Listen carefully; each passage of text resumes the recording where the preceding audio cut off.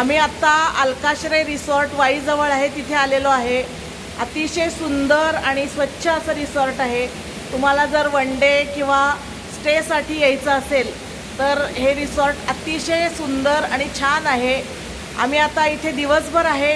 खूप मज्जा मस्ती आणि धमाल करणार आहे. Heap heap.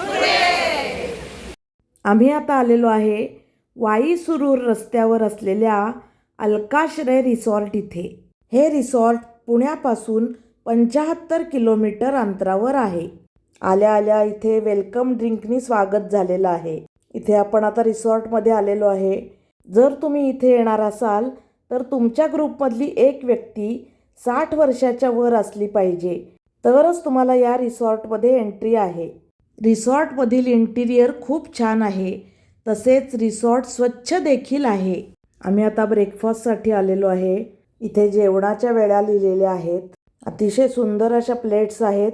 उपमा, पोहे, चहा, कॉफी, बिस्किट असा ब्रेकफास्ट होता. किचनसुद्धा एकदम स्वच्छ आणि पूर्ण ट्रान्सपरंट असं होतं. डायनिंग सेक्शनसुद्धा खूप मोठा आणि प्रशस्त आहे.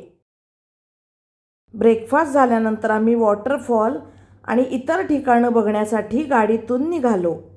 त्यासाठी अशा इलेक्ट्रिकवरच्या गाड्या इथे अवेलेबल आहेत. इथे जी बिल्डिंग आहे तिथे ओव्हरनाईट स्टे करणाऱ्यांसाठी रूम्स आहेत.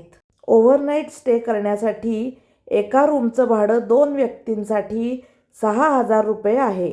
आणि तुम्हाला वन डे यायचं असेल तर 9 ते 5 अशी वेळ आहे.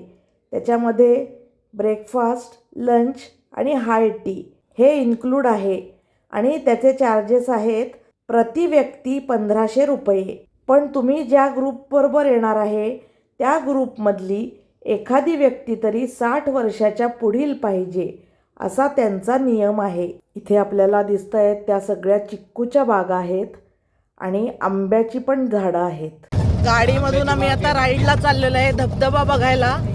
मस्त असा धबधबा. इकडे आपल्याला आंब्याच्या बागा दिसत आहेत साईडला. आंबा, चिक्कू, रामफळ अशा सगळ्या बागा आहेत. आता आम्ही आलोय अशोक बन इथे. इथे आपण एक छोटा वॉटरफॉल आणि एक छोटंसं तळं बघणार आहे. इथलं सुद्धा इंटिरियर खूप सुंदर आहे आणि तुम्हाला इथे थोडा वेळ घालवायचा असेल तर इथे सुद्धा 2 गेम ठेवलेले आहेत. आता इथे एक सुंदर आपल्याला तळं दिसते. छोटंसं आहे पण खूप सुंदर आहे. तळ्यामध्ये अनेक रंगीबेरंगी मासे आपल्याला दिसत आहेत.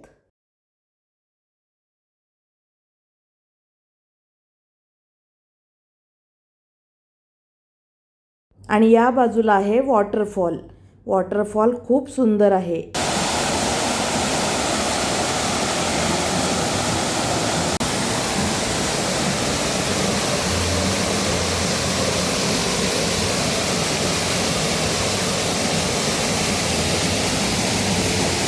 वॉटरफॉल बघून झाल्यानंतर आम्ही गोठा बघायला आलो. इथे वेगवेगळ्या जातीच्या भरपूर गायी होत्या.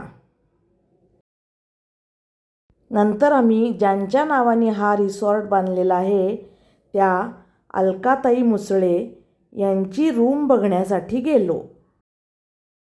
त्यांच्या काही आठवणी इथे जतन करून ठेवलेल्या आहेत.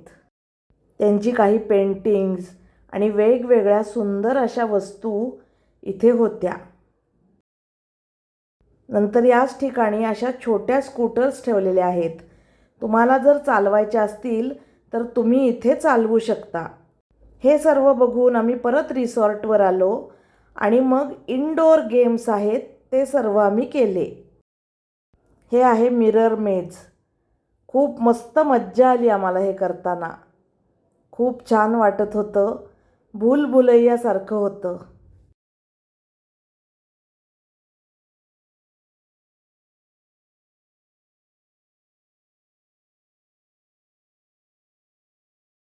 इथे पत्ते, ल्युडो, कॅरम असे अनेक प्रकारचे खेळ होते. या कशासाठीही वेगळे पैसे नाहीत. इथे जॅकुझी पण आहे पण याच्यासाठी स्विमिंग कॉस्ट्यूम कंपल्सरी आहे. बॉडी मसाज आणि फूट मसाज देखील इथे आहे. इथे एक ऑडिटोरियम देखील आहे. जर तुम्हाला गाणी म्हणायची असतील, डान्स करायचा असेल तरीसुद्धा तुम्ही इथे करू शकता. इथेच एक दालन आहे, त्यामध्ये अलकाताईंची बरीचशी पेंटिंग्ज आहेत. इथे असलेलं पुस्तकांचं झुंबर विशेष लक्ष वेधून घेतं. इथे एक सुंदर आशय असलेली तुझी स्वप्ने नावाची कविता आहे. पोटात आता कावळे ओरडायला लागले होते. आम्ही अतिशय साधं पण रुचकर आणि सुंदर अशा जेवणावर अक्षरशः ताव मारला. बाहेरसुद्धा बसण्यासाठी खूप छान व्यवस्था आहे. जेवण झाल्यानंतर झाडाखाली बसून मनसोक्त गप्पा मारल्या. गप्पा मारून झाल्यानंतर बैलगाडीची राईड मारण्यासाठी निघालो. आंब्याच्या झाडात आवळ्याचं झाड आहे. कांदा. बैलगाडी राईड मस्त मजा येते. मस्त शेतातून बैलगाडीची रपेट मारून आलो. अगदी गावाकडं गेल्यासारखं वाटलं. बैलगाडीची राईड मारून आल्यानंतर आम्ही गरमागरम कांदा भजी खाण्यासाठी आलो. गरमागरम कांदा भजी आणि चहा कॉफी घेऊन आम्ही रिसॉर्टमधून निघालो. खूप सुंदर, छान, स्वच्छ असं हे रिसॉर्ट आहे. मी नक्की हे रिसॉर्ट रेकमेंड करीन. लवकरच पुढच्या व्हिडिओमध्ये भेटू.